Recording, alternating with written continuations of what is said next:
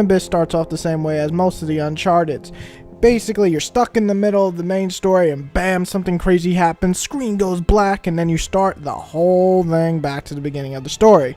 It starts off with an unlikely tag team, Nate and this new character Dante being a loudmouth treasure hunter, who gives Nate a contract to help him find this treasure. Of course, it doesn't go well, otherwise we wouldn't have another Uncharted game, would we? Drink. Nathan, drink. I must admit, Senor Dante, I am very confused. You tell me you are alone, and yet I find a truck full of your men stealing cliffs from my ruins. The main villain of the game, I believe it's pronounced Guerrero, I'm sorry if I got it wrong, is actually a pretty damn good villain. I can't say that the main 3 Uncharted games ever had amazing villains, but this one is a complete dick, and you kind of want to kill this pudgy asshole. The best part about this is that the guy is a bit crazy, but at the same time clever enough not to kill everybody on sight, but kill those certain people with crazy things like just shoving them off the top of a building. Crazy. You also get a new female character named Chase, and she's effing awesome. She's a woman who's trying to follow her grandfather's footsteps and find the treasure that he was looking for. The voice work for her is on par with the best in the series, and her conversations with Drake come very natural, and you just feel that chemistry between those characters. Talking about conversations, the game has a great script. The main story is both interesting and fun to go through. The banter between Nate and Sully and Dante and Chase and even Guerrero is great. The jokes in this game got me laughing and quite a few times, which is pretty amazing, though it is Uncharted, so the developers definitely got the feeling of all the Uncharted down pretty damn well. The sound effects are great, and the emotions in each and every character is just so natural. It's amazing. I honestly have nothing bad to say about the story. It's fun, it's exciting, and our treasure hunter is back. Parked over this way. Hey, since we're partners, I'll give you a ride. We are not partners.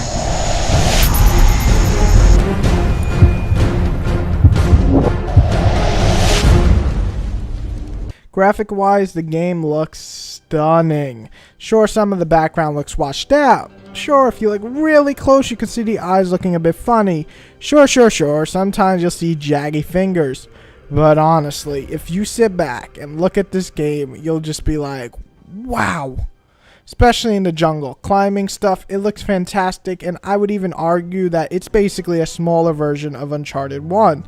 The environments change enough, just like every Uncharted game before it. You'll spend a couple of chapters in one area and move on. I'd like to see more variation in the next title, some ice areas, some cities, but for its first title on the PS Vita, it definitely looks good and captures the Uncharted spirit quite well.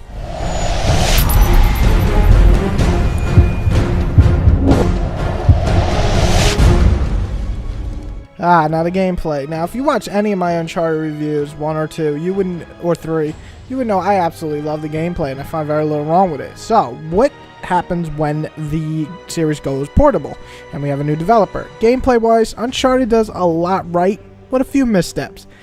As this is a Vita title, the developers definitely want to mix it up and use some of the functions on the PS Vita and try to do it as best as they could. So with that, they added some touchscreen features, and I could see some fans absolutely hating it, but I personally kind of had fun using them.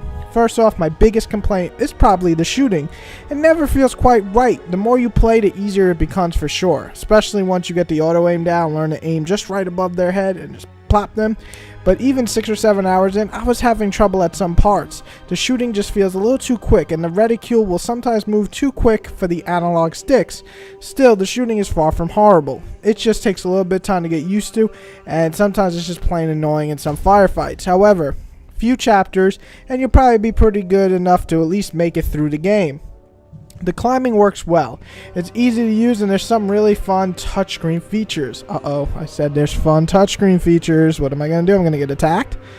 The most obvious is using your fingers to highlight where Drake can move.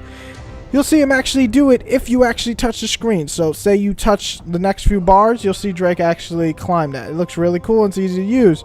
Also, some scenes will be like collapsing or the building's falling, and you have to quickly jump or grab the next ledge. You'll use your finger to do the movement, and you'll see it work on screen.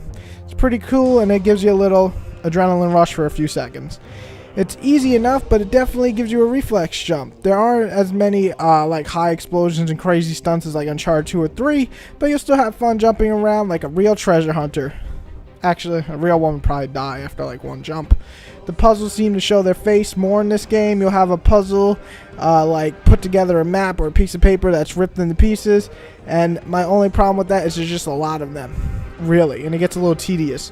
Other puzzles like going to a certain area and hitting a switch, or to move a puzzle piece or slow down, move a chess piece and stuff like that, all these, you know, fancy little puzzles, they're not bad, but none of them are really amazing. There's no notable ones like Uncharted 1 or 2 had, and this one just kind of came up a little short there.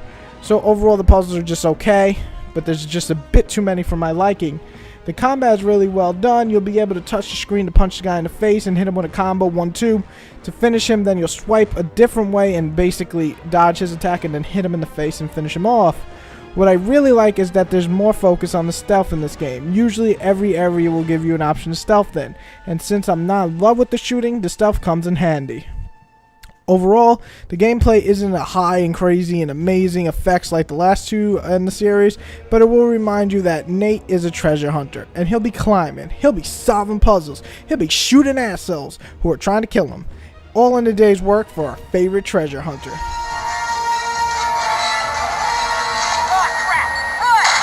Oh shit. Oh shit. Keep going! Oh fuck. Oh shit. Oh fuck. Oh shit.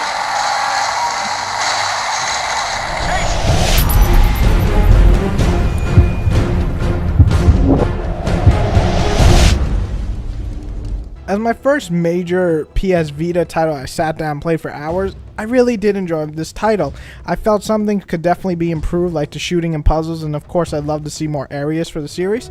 But for a pocket-sized adventure, it's pretty much a great game. It also gives you a nice 8 to 10 hour campaign. With 34 chapters complete, you should have plenty of fun with this title. It's rare to see a cinematic approach done on a handheld game, but the developers nailed it with Uncharted Golden Abyss. While I like to see even more cinematicness, like from Uncharted 2 and 3 in the next game, I gotta give props where it's due. Uncharted Golden Abyss is a great title held back by just a few flaws, and we'll see how it grows in the next title and see if they can even make it better or more, you know, par with the monster that this series is. For now though, it's definitely worth checking out, and I scored 8.5 and hope to see more quality titles on the PS Vita just like this.